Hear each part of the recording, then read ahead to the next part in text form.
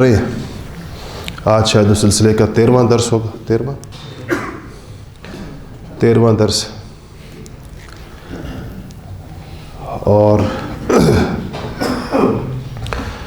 گزشتہ درس میں ہجرت حبشہ کی بات ہوئی تھی، اور پہلی ہجرت کی بات بھی ہوئی، دوسری ہجرت کی بات بھی ہوئی. مہاجرین حبشہ کے پیچھے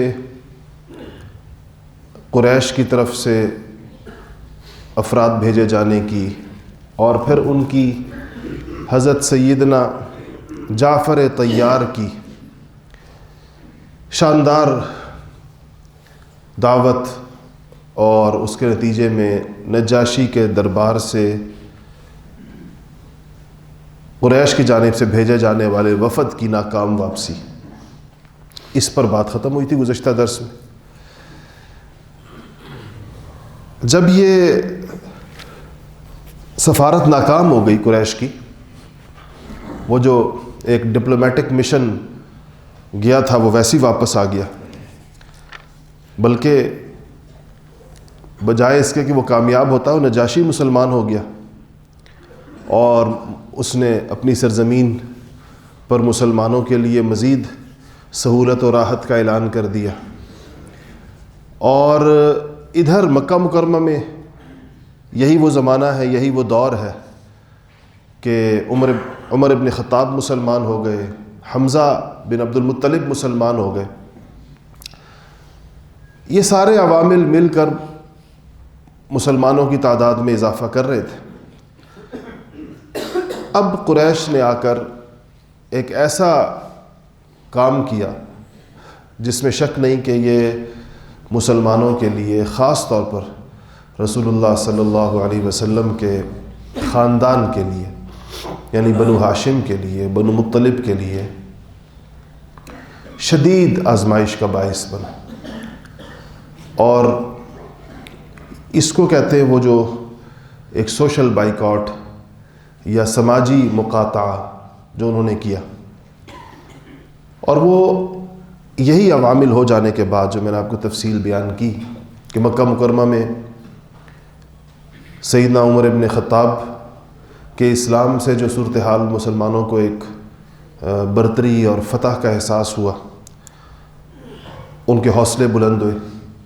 اور ادھر مہاجرین حبشہ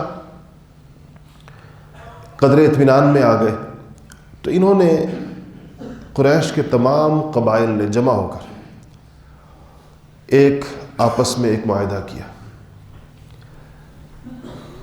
بعض لوگ کہتے ہیں کہ اس معاہدے کی سیرت نگار لکھتے ہیں کہ ایک وجہ اور بھی تھی جو وجہ بن گئی اس کی.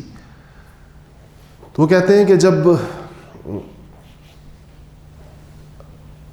یہ لوگ واپس آئے تو ابو طالب نے ادھر ادھر سے سن گن سنی کہ یہ لوگ رسول اللہ صلی اللہ علیہ وسلم کو شہید کرنے کی منصوبہ بندی کر رہے ہیں، اور اب یہ کوئی حتمی اور فائنل اقدام کریں گے. تو ابو طالب تو خود مسلمان نہیں تھے، اور اسلام کی بنیاد پر کوئی لوگوں کو اکٹھا بھی نہیں کر سکتے تھے. انہوں نے خون کی بنیاد پر یا برادری کی بنیاد پر یا قبیلے کی بنیاد پر دو قبائل کو اکٹھا کیا، اور وہ دو تھے بنو ہاشم. قریشی کی دو شاخیں، بنو ہاشم اور بنو مطلب، دو بھائیوں کی اولاد.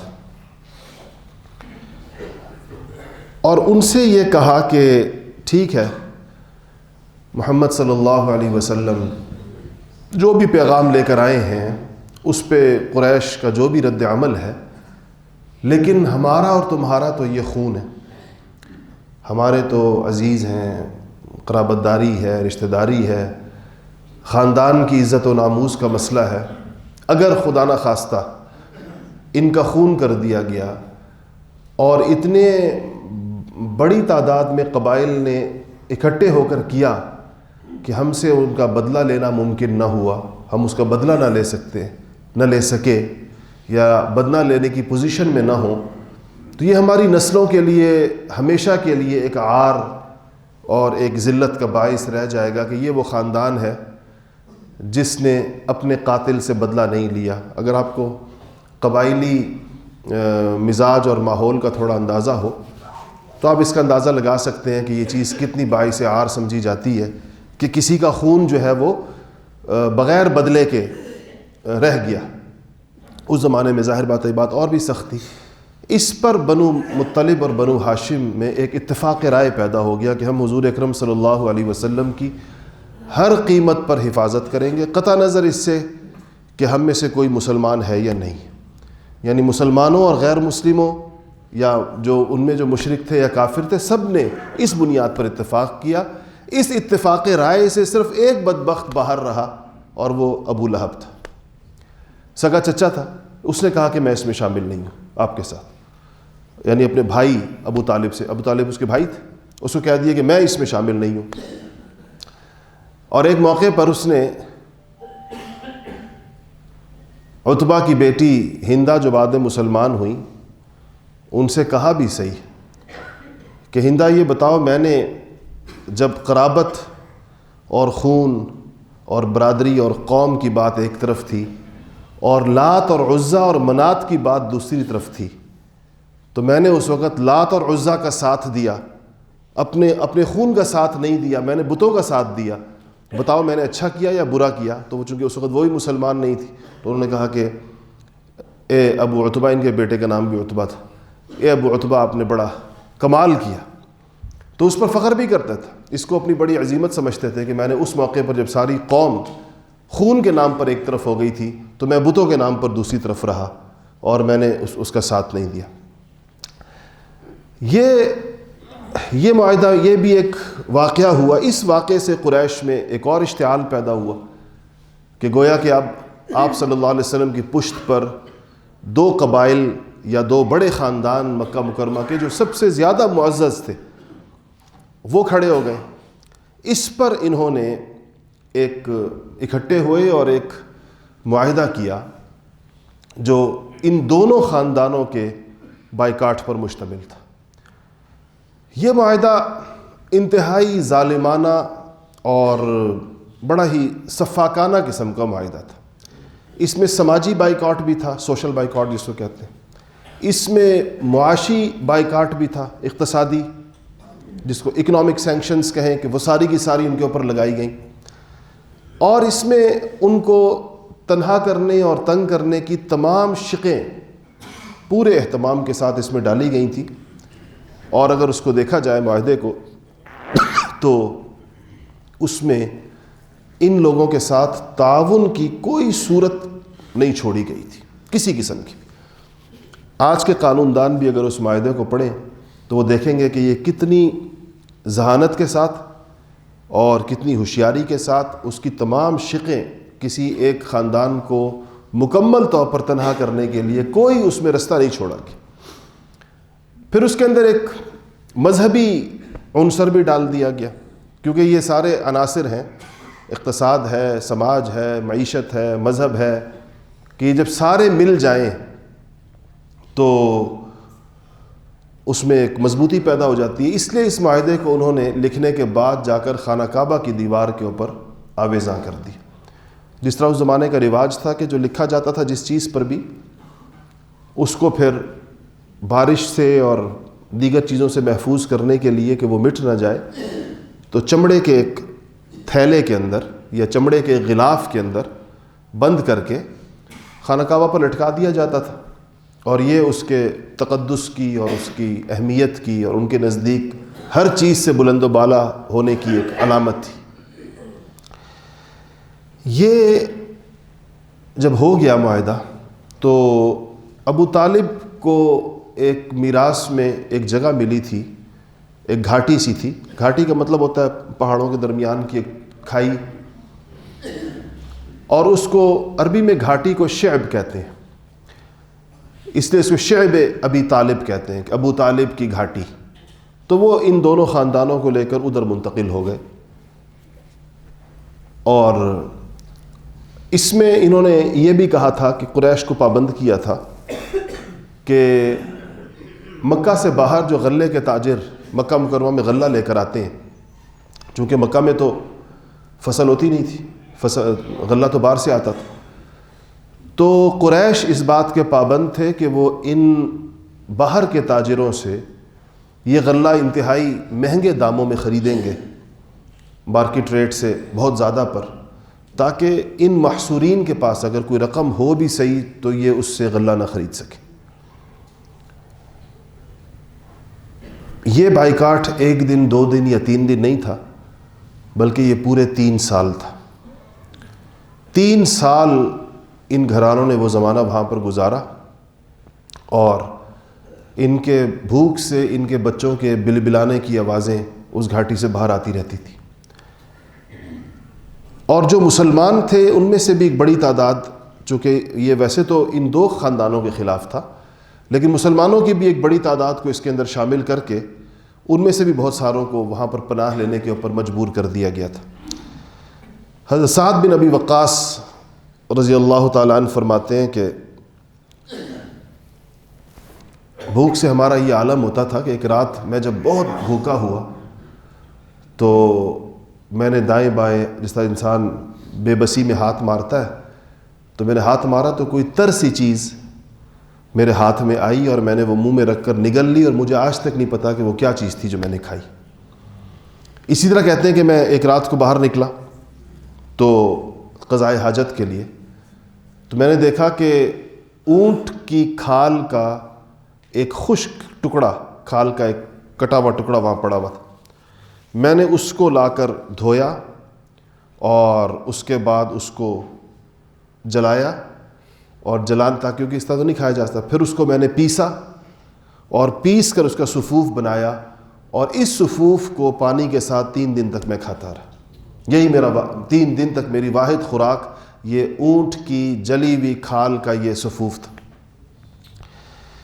اسی طرح کہتے ہیں کہ جب کوئی تجارتی قافلہ باہر سے آتا تھا تو ابو لہب خاص طور پر نگرانی کرتا تھا کہ کوئی بندہ آ کر ان سے گندم نہ خریدنے پائے، غلہ نہ خریدنے پائے، اور قافلے والوں سے کہتا تھا کہ دیکھو یہ تمہارے پاس آئیں گے یہ لوگ جن کا ہم نے بائیکاٹ کیا ہوا ہے، یہ جو تمہیں قیمت دیں گے ان سے 2 گنا قیمت 3 گنا قیمت ہم تمہیں دیں گے، اس سے ان میں سے کسی کے ہاتھ پر نہ بیچنا، اور کسی قافلے والے کو اگر وہ یہ سمجھے کہ ان کو نہ بیچنے سے میرا مال رہ جائے گا تو میں ذمہ داری لیتا ہوں کہ تمہارا سارا مال آخر میں خریدوں گا، اگر کوئی چیز تمہاری بکنے سے رہ گئی ان کو تم نے نہیں بیچنا کسی بھی صورت کے اندر۔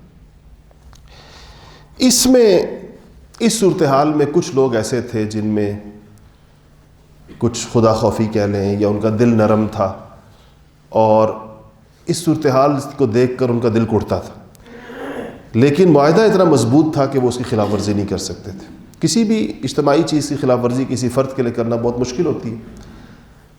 حضرت خدیجۃ الکبریٰ رضی اللہ تعالی عنہا کے بھتیجے تھے حکیم ابن حزام، مشہور آدمی، اور مسلمان تو بہت بعد میں ہوئے، لیکن نبی پاک صلی اللہ علیہ وسلم کے ساتھ ان کی بڑی دوستی تھی، شروع سے رہی، اور یہ ان 2 افراد میں سے ایک ہیں کہ جن کے گھر کو حضور اکرم صلی اللہ علیہ وسلم نے فتح مکہ کے موقع پر دارالامان قرار دیا تھا۔ ابو سفیان کے گھر کے ساتھ دوسرا گھر ان کا تھا۔ آپ نے جو 4-5 صورتیں بیان کی تھیں ان میں سے 2 یہ بھی تھیں کہ جو شخص ابو سفیان کے گھر میں داخل ہو گیا یا جو شخص حکیم ابن حزام کے گھر میں داخل ہو گیا اس کو امن ہوگا۔ تو یہ حکیم ابن حزام جو ہیں یہ اپنی پھوپھی کے لیے حضرت خدیجۃ الکبریٰ رضی اللہ تعالی عنہا کے لیے گندم لے کر جا رہے تھے، 1 یا 2 بوریاں گندم کی تھی۔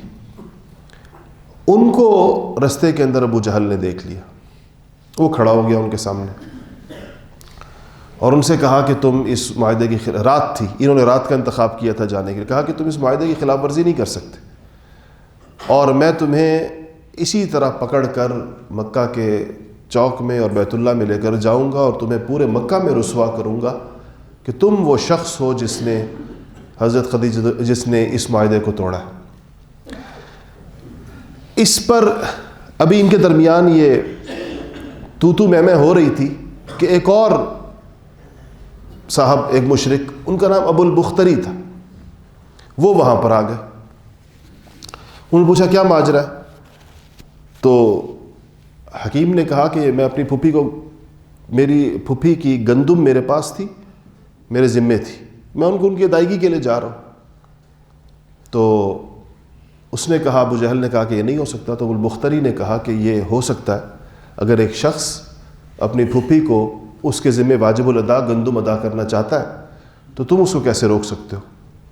اس پر ابو جہل نے ان کے ساتھ تو میں شروع کی.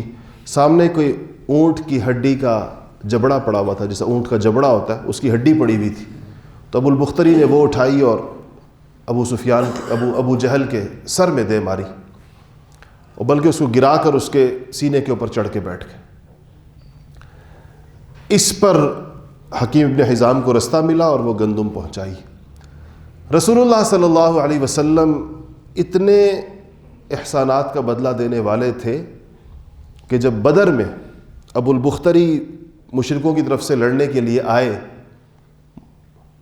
مسلمان نہیں ہو سکا، تو آپ صلی اللہ علیہ وسلم نے صحابہ سے فرمایا کہ اگر ابو البختری کسی کی تلوار کے نیچے آ جائے تو اس کو قتل مت کرنا. تو یہ آگے صحابہ کے سامنے، بدر میں تو سارے پکڑے جا رہے. تو جب سامنے آئے بدر میں، اس قصے کو تفصیل سے بیان کروں گا جب ہم بدر تک پہنچیں گے انشاءاللہ، زندگی رہی تو، کہ جب یہ بدر میں سامنے آئے تو صحابہ نے ان سے کہا کہ تمہارے بارے میں ہمیں حضور نے منع کیا ہے، تمہیں ہم قتل نہیں کرنا چاہتے. مطلب یہ تھا کہ تم زندہ گرفتاری دے دو، تمہارے قتل تمہیں امان ہے حضور کی طرف سے. تو اس نے کہا کہ یہ میرے ساتھ ایک ساتھی بھی ہے، یہ میرا دوست ہے، اس کو بھی ہے یا نہیں ہے؟ صحابہ نے کہا اس کو تو نہیں ہے. تو تمہارا نام لیا، تمہیں ہے. اس پر اس نے کچھ اشعار پڑھے اور اس نے کہا کہ کسی بہادر ماں کے بیٹے کے لیے اپنے دوست کو بے امان چھوڑ کر خود امان حاصل کرنے کی عار اس کو زیب نہیں دیتی، تو اس لیے میں یہ امان قبول نہیں کرتا اور میں تم لوگوں سے لڑوں گا. اس پہ لڑا اور مارا گیا. تو لیکن اس چیز کا خیال رکھا گیا کہ اس نے چونکہ اس موقع کے اوپر، یعنی جب کوئی بھی ساتھ دینے والا نہیں تھا، اس کا آگے بھی اس کا کردار تھا اس سارے معاملے کو ختم کرنے کے اوپر. تو خیر اس طریقے سے کبھی کبھار کوئی چیز جو تھی وہاں پہنچتی رہی. اس معاہدے کے ساتھ پھر ہوا کیا؟ یہ 3 سال میں ختم کیسے ہوا؟ 2 چیزیں اس میں بڑی عجیب و غریب پیش آئیں. ایک چیز تو اس میں یہ پیش آئی کہ نبی پاک صلی اللہ علیہ وسلم نے ایک دن اپنے چچا ابو طالب سے کہا کہ چچا وہ جو معاہدہ، ظالمانہ معاہدہ ان لوگوں نے لکھا ہے اور جو خانہ کعبہ کے اوپر آویزاں ہے، اس معاہدے کو دیمک چاٹ چکی ہے، اور صرف اس معاہدے میں جہاں اللہ کا نام لکھا ہے وہ جگہ محفوظ ہے، اس کے علاوہ کوئی چیز محفوظ نہیں ہے. ابو طالب نے کہا کہ بھتیجے یہ تمہیں کیسے پتا؟ مطلب وہ تو ادھر لٹکا ہوا ہے اس دن سے، اس کو کسی نے اتار کر دیکھا تو ہے نہیں، نہ کوئی دیکھ سکتا ہے اتار سکتا ہے. معاہدہ اترنے کا مطلب تو ہوتا تھا معاہدہ ختم ہونا. وہاں 2 صورتیں ہوتی تھی معاہدہ ختم ہونے کی، یا تو معاہدہ اس کا وہ کاغذ ختم ہو جائے یا اس کو اتار لیا جائے. آپ نے فرمایا مجھے میرے رب نے بتایا ہے. تو ابو طالب کہنے لگے بھتیجے تم نے کبھی جھوٹ نہیں بولا، ایسا ہی ہوگا، اگر تم ایسے کہہ رہے ہو تو ایسا ہی ہوگا. یہ تو ایک چیز تھی جو ابو طالب کے علم میں آ گئی، اور انہوں نے یہ طے کیا کہ میں جا کے مشرکین مکہ سے اس پر بات کرتا ہوں. دوسری چیز یہ ہوئی کہ ایک شخص جن کا نام ہشام ابن عمرو العامری، ان کے دل میں یہ جذبہ پیدا ہوا کہ بس بہت ہو چکا، 3 سال بیت گئے اور یہ ہمارے ہی لوگ ہیں، ہمارا ایک شاخ ہے، ہمارا قبیلہ ہے، ہمارے چچا کے بیٹے ہیں، اور ہم نے ان کو ایسے محبوس رکھا ہوا ہے، ان کے بچے جو ہیں وہ بھوک سے بلبلاتے رہتے ہیں، اور یہ اونٹ کی کھال کھا رہے ہیں، اور یہ جو ہے وہ مشکلات کے اندر ہیں، گھاس اور مختلف جھاڑیاں کھا رہے ہیں. تو یہ ان کے دل میں آیا کہ اس پر مجھے بات کرنی چاہیے, کچھ اور لوگ بھی مل جائیں گے. تو یہ گئے, حضور کی جو پھپھی تھیں عاتقہ, جن کا ذکر آگے آئے گا, کچھ اور آپ یہ نام یاد رکھیں, عاتقہ بن عبد المطلب حضور کی پھپھی تھیں, ابو طالب کی بہن ہو گئی. ان کے بیٹے تھے جن کا نام زہیر تھا, زہیر بن امیہ, جن حضور کے پھوپھی زاد بھائی ہوئے. ان کے پاس گئے یہ ہشام ابن عمر, ان سے کہا کہ زہیر تمہیں یہ چیز اچھی لگتی ہے کہ تم اپنے گھر میں کھاؤ پیو پہنو اوڑھو اپنے بچوں کو پالو, اور تمہارے سگے ماموں ابو طالب اور تمہارے دوسرے ماموں کے بیٹے یعنی محمد الرسول اللہ اور یہ سارے لوگ جو ہیں یہ اتنی تکلیف کے اندر ہوں, اتنے اس کے اندر. تو اس نے کہا کہ زہیر نے کہا کہ مجھے یہ بات بالکل پسند نہیں, لیکن میں تنہا ہوں, میں کیا کر سکتا ہوں, ایک آدمی کیا کر سکتا ہے, اتنے بڑے قبیلے کا اجتماعی فیصلہ ہے. تو ہشام نے کہا کہ تم تنہا نہیں ہو, ایک میں ہوں ایک تم ہو, ہم دو ہو گئے. تو زہیر نے کہا کہ دو سے کام نہیں چلے گا, کوئی تیسرا بھی تلاش کرو. تو یہ اٹھے اور وہاں سے آئے مطعم ابن عدی کے پاس, اور مطعم سے آ کر یہی بات کی. مطعم کا ذکر بھی آگے دوبارہ بھی آئے گا اور دوبارہ بھی آئے گا, ان کا نام بھی آپ یاد رکھیں. تو مطعم نے بھی بیان یہ بات کی کہ میں اس پہ راضی نہیں ہوں, لیکن مجھ ایک سے کیا ہوگا. اس نے کہا ایک نہیں ہے, میں بھی ہوں, زہیر بھی ہے اور آپ بھی ہیں, تین ہو گئے. مطعم نے کہا کوئی اور بھی تلاش کرو. اس پر یہ وہاں سے نکلے اور ابو البختری کے پاس آئے. ابو البختری کا تو پہلے ہی ان چیزوں کے بارے میں رویہ نرم تھا. اس نے پھر یہ کہا کہ مجھ اکیلے سے کیا ہوگا. انہوں نے کہا نہیں آپ اکیلے نہیں ہیں, زہیر بھی ہیں, میں بھی ہوں اور مطعم بھی ہیں. اس نے کہا ایک اور بندہ بھی تلاش کرو. اس سے یہ آئے زمعہ بن الاسود کے پاس اور اس طرح اس کو بھی قائل کیا, اور اس نے بھی ان کو بتایا کہ ہم یہ 4-5 لوگ ہیں. تو یہ 5 لوگ ہو گئے, یعنی ہشام جنہوں نے بات شروع کی, حضور کے پھوپھیزاد بھائی حضرت عاتقہ کے بیٹے زہیر, مطعم ابن عدی, ابو البختری اور یہ زمعہ. ان 5 لوگوں نے یہ طے کیا کہ اب ہم جائیں گے رات کو خانہ کعبہ, کسی وقت طے کیا, اور وہاں جا کر ایک ترتیب کے ساتھ اس بات کو اٹھائیں گے. تو زہیر نے کہا کہ میں ابتدا کروں گا اس بات کی.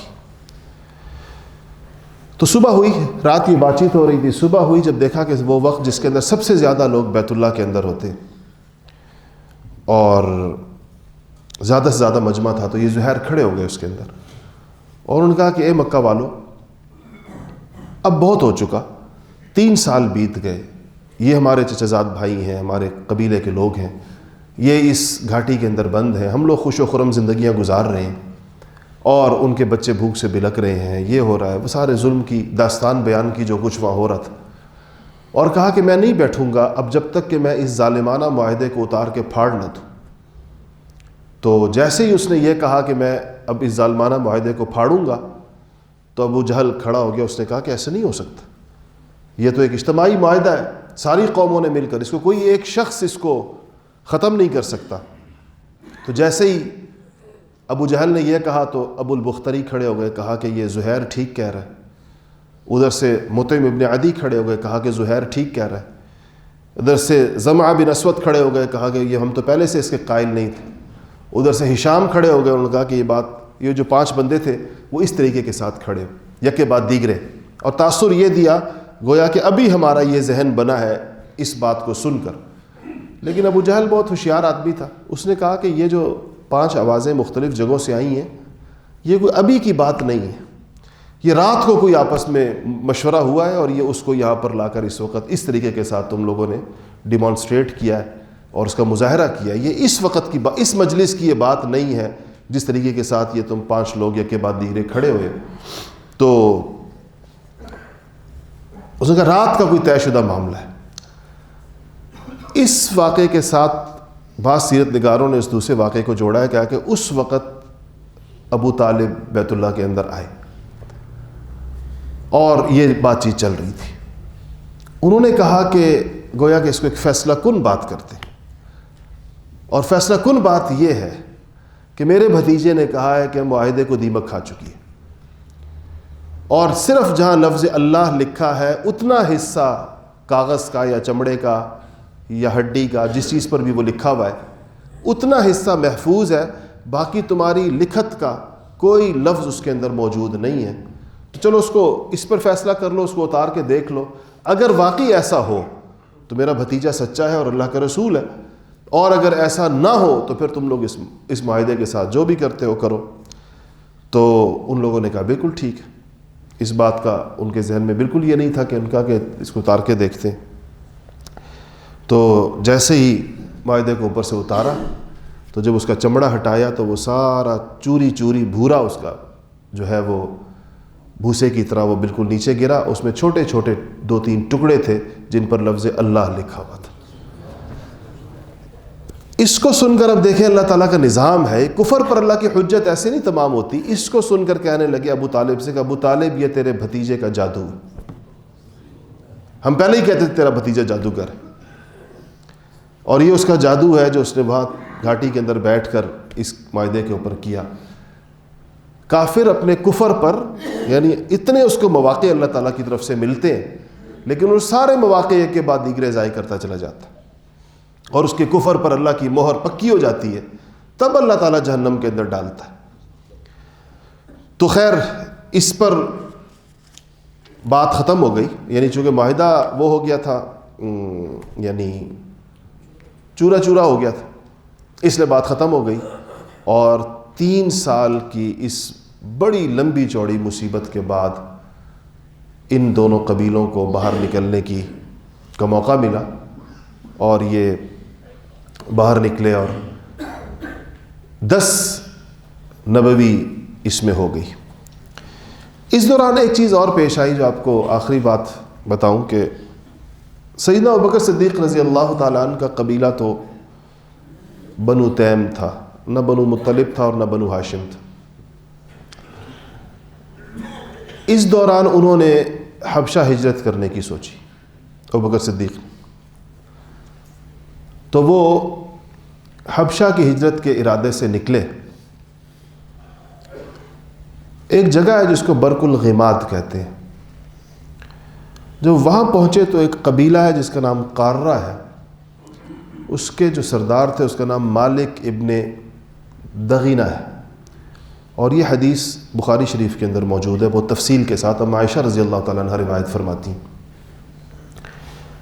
مالک ابن دغینہ ملے تو انہوں نے پوچھا ابوبکر صدیق سے کہ آپ کہاں جا رہے ہیں؟ ابوبکر نے فرمایا کہ مجھے تمہاری قوم یا میری قوم, میری کہا ہوگا اس لیے کہ یہ تو قریشی نہیں ہے, یہ جو ملے صاحب, کہا کہ وہ مجھے رہنے نہیں دے رہے مکہ مکرمہ کے اندر. تو یہ مالک مسلمان نہیں تھا, لیکن اس نے ابوبکر صدیق سے عجیب لفظ کہا. اس نے کہا کہ آپ جیسا آدمی تو نہ نکلتا ہے نہ نکالا جاتا ہے. یعنی آپ جیسے آدمی کو کوئی معاشرہ اگر اپنے اندر سے نکال دے تو پیچھے کیا بچتا ہے. اور ہاتھ پکڑا ابوبکر صدیق کا اور کہا کہ آپ نہیں جائیں گے, اور سیدھا ان کو لے کے مکہ مکرمہ آئے اور ان لوگوں قریش کے لوگوں کو جمع کیا اور ان سے کہا کہ اے قریشیوں, کیا ابوبکر جیسا آدمی کسی معاشرے سے جاتا ہے یا کسی معاشرے سے نکالا جاتا ہے؟ اور کہا کہ آپ کے فضائل کے اندر بعین ہی وہ جملے کہے, الفاظ بھی وہی ہیں جو حضور اکرم صلی اللہ علیہ وسلم کے بارے میں غار حرا سے آنے پر حضرت اماں خدیجہ الکبریٰ رضی اللہ تعالیٰ عنہ نے کہے تھے. تصل الرحم وتحمل الکل وتکسب المعدوم وتعین علی نوائب الحق, بعین ہی وہی الفاظ ہیں. وہ الفاظ حضرت خدیجہ الکبریٰ کی زبان مبارک سے نکلے تھے رسول اللہ کے لیے, اور یہ الفاظ ابن دغینہ کی زبان سے نکلے ابوبکر صدیق کے بارے میں. لفظ بعین ہی ایک ہیں, اور دونوں روایتیں بخاری شریف کے اندر موجود ہیں. ایک روایت سے بخاری شریف کا آغاز ہوتا ہے اور یہ روایت بخاری شریف کے درمیان کے اندر موجود ہے. اس سے آپ اندازہ لگائیں کہ حضور کے ساتھ ابو بکر کی مناسبت کا عالم یہ تھا کہ دونوں کے بارے میں پورے مکہ کی ایک ہی رائے تھی. تو اس نے وہی کہا، وہ الفاظ ہیں. اس نے کہا کہ ناداروں کی مدد کرتے ہیں، بے کسوں کو کما کر دیتے ہیں، مہمان نواز ہیں، اور لوگوں پر جب آسمانی زمینی مصیبتیں آ جاتی ہیں تو ان کے ساتھ کمر باندھ کر کھڑے ہو جاتے ہیں. تو ایک قریش، کیا ایسا بندہ مکہ سے نکالا جاتا ہے؟ کیا ایسے بندے کو ہجرت پر مجبور کیا جاتا ہے؟ تو اس پر قریش کو بھی شرم آئی اور انہوں نے کہا کہ ہم ابو بکر صدیق کو بالکل مکہ میں رہنے کی اجازت دیتے ہیں، یہ رہیں، بس ایک چیز ہے کہ اعلانیہ عبادت نہیں کریں گے، بیت اللہ میں آ کے نماز نہیں پڑھیں گے، مجمعوں کے اندر قرآن نہیں پڑھیں گے، چوکوں چوراہوں پر قرآن نہیں پڑھیں گے، اور یہ اپنے گھر کے اندر رہ کر جو بھی عبادت کرتے ہیں اپنا دروازہ بند کر کے اس پر ہم ان کے ساتھ کوئی تعرض نہیں کریں گے. اس پر ابو بکر صدیق نے اپنے گھر کے اندر ایک جگہ بنائی، اور اس میں وہ نماز پڑھتے تھے. ابو بکر صدیق کی نماز بھی عجیب نماز ہوتی تھی، اس میں قرآن پڑھتے تھے اور اس میں بہت بے تابانہ رویا کرتے تھے. ان کے رونے کی آواز جاتی تھی باہر، حتیٰ کہ ان کے گھر کے باہر اور ان کے گھر کے صحن میں جہاں انہوں نے جگہ بنائی تھی وہاں محلے کے لوگ اور آس پاس لوگ اکٹھا ہونے شروع ہو گئے. تو قریش نے ایک دن کہا کہ یہ تو ان کو اس چیز سے یہ تو چاہے گھر کے اندر بھی تھے، مقصود تو یہ تھا کہ لوگ نہیں ہوں گے تو لوگ پھر ان کا قرآن سن رہے ہیں اور ان کا رونا سن رہے ہیں. تو اس پر انہوں نے کہا کہ ابو بکر کو لایا گیا پھر قریش کے اندر اور کہا کہ آپ کو ہم نے امان دی تھی. امان کا مطلب یہ ہے کہ آپ پر ہم ہاتھ نہیں اٹھائیں گے، لیکن اس کی شرط یہ تھی کہ آپ کی عبادت سے کوئی اور باخبر نہیں ہوگا. وہ شرط پوری نہیں ہوئی اور آپ کی عبادت سے قریش باخبر ہوتے رہے ہیں، لوگ باخبر، عورتیں بچے باخبر ہوتے رہے ہیں، اور وہ آ کر آپ کا قرآن سنتے ہیں اور وہ آ کر آپ کی نماز دیکھتے ہیں، بے شک آپ کے گھر کے اندر ہے. اس سے اب ایک صورت ہے، یا تو آپ یہ عبادت گھر کے اندر بھی بند کریں یا آپ ہماری امان ہمیں واپس لوٹا دیں. وہ جو ہم نے آپ کو امان دی ہے وہ ہم ختم کر دیتے ہیں. ابو بکر صدیق نے کہا کہ میں تمہاری امان تمہیں لوٹا کر اپنے پروردگار کی امان کے اندر جاتا ہوں، میں اللہ کی امان میں جاتا ہوں، اور اس تمہاری امان کی مجھے ضرورت نہیں ہے، لیکن گھر کے اندر جو میری عبادت بند نہیں ہوگی. اس کے بعد سیدنا ابو بکر صدیق رضی اللہ تعالیٰ عنہ کو رسول اللہ نے فرمایا، ان کو تسلی دی اور کہا کہ ابو بکر اس ہجرت سے گویا کہ تم رک گئے. یعنی مفہوم یہ سارے اس کا کہ لیکن ایک دوسری ہجرت کی ہمیں اللہ تعالیٰ کی طرف سے اجازت میں، ہجرت مدینہ مراد تھی، اور اس میں ان سے کہا تھا کہ تم نہ جانا، مجھے اجازت مل جائے. تو مطلب ابو بکر صدیق کو روکا تھا کہ تم میرے ساتھ اس ہجرت کے اندر جاؤ گے، یعنی میرے ساتھی ہوگے. انشاءاللہ اس کے بارے میں اگلی تفصیلات اگلی دفعہ.